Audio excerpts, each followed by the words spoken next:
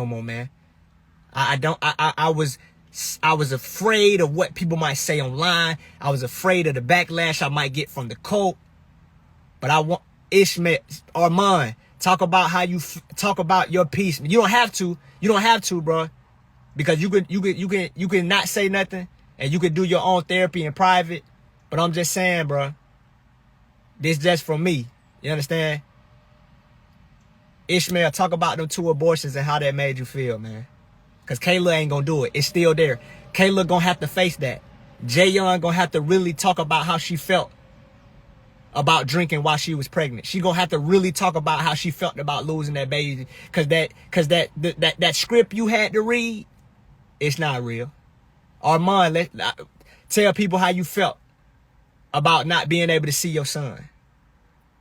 Everybody, it's so many stories that need to be told, and if they don't feel comfortable telling them, that's fine. But it's so many angles. It's so many pieces to the puzzle that'll be really refreshing on their behalf to just get it out. To just get it out. You understand?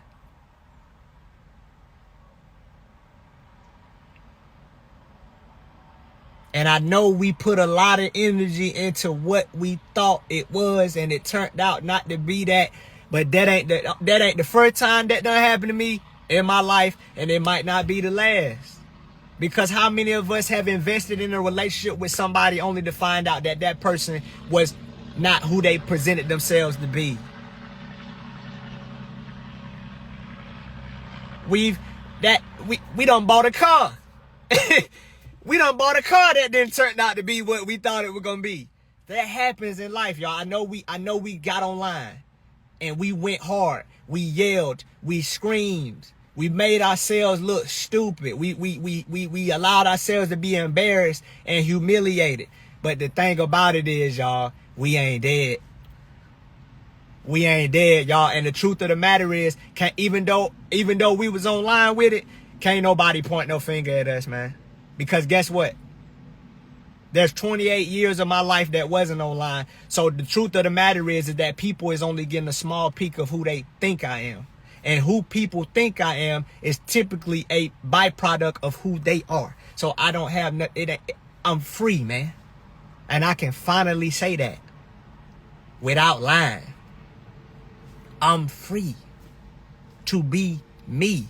And I don't have to cuss nobody out to prove that.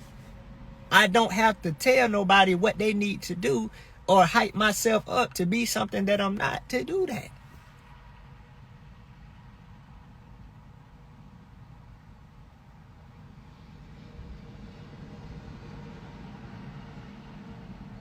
It's all good, man. In one way, shape, or form or another, everybody in this chat, everybody in the world, man.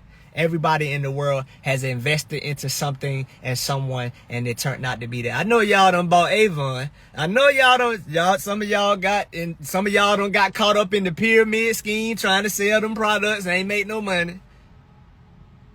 Some of y'all done got caught up in relationships with dudes and women's, and they turned out to not be who they said they was.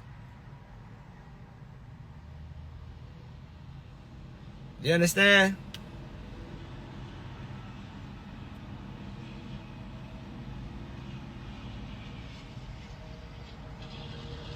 Man.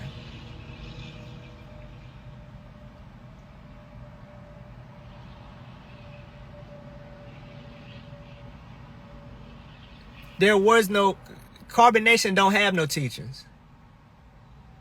There's no teachings in carbonation. If you look at what we was talking about, we was just talking.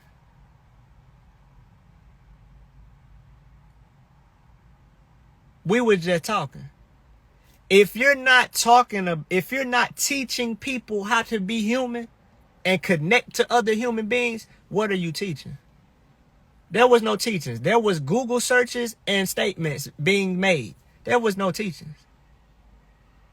There was no teachings.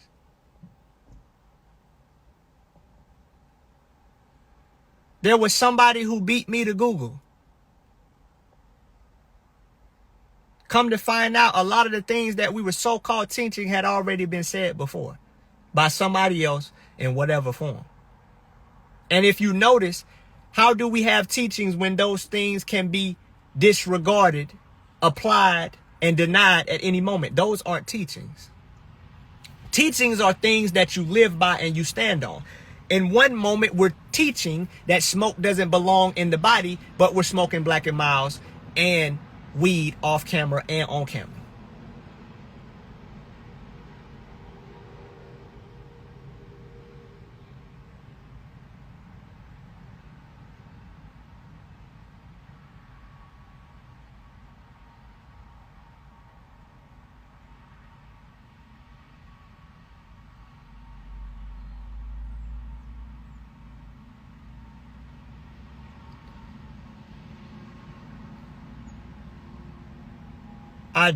I don't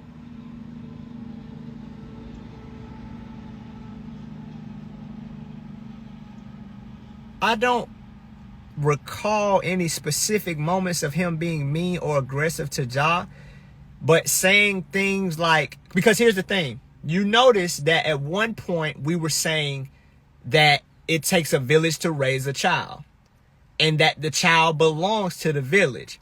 Then the narrative flipped because of how the women began taking to Ja. All of the women loved Ja because he's a baby. That's what normal humans like, babies.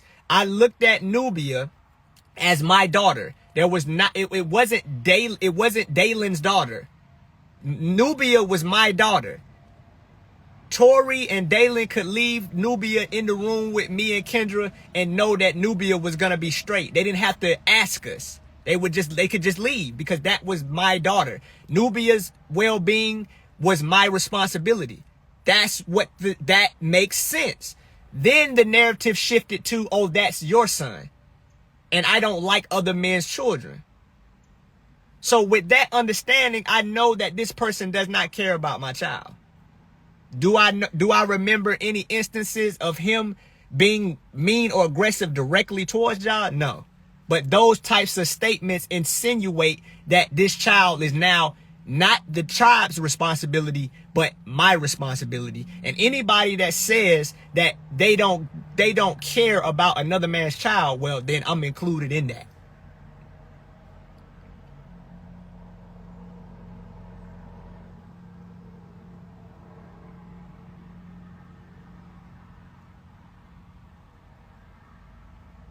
That statement could have been a precursor to bad behavior towards my son.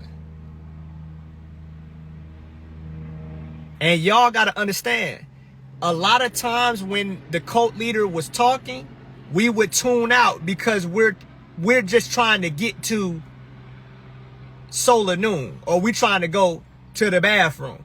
We ain't trying to go back and forth with this dude, because going back and forth with the cult leader is going to prolong the meeting, and we only have but a limited amount of time to ourselves. So we would just nod and agree to hopefully end the talking as quickly as possible so that we can return back to the minimal amount of time that we actually did have to our